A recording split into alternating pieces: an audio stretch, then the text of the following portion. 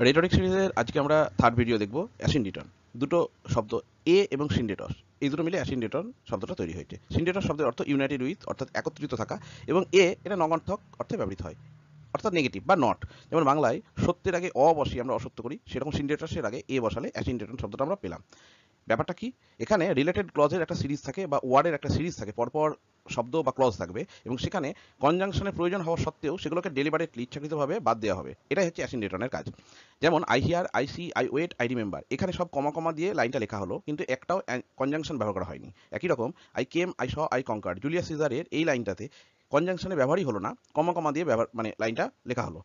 একই রকম it was the best of times, it was the worst of times, it was the age of wisdom, এই বলে বলে it was the winter of despair বলে লাইনটা শেষ হলো। এই পুরো সিরিজ অফ ক্লজেস বা লাইনের মধ্যে কোথাও একটাবারের জন্য কনজাংশন ব্যবহার করা হয়নি।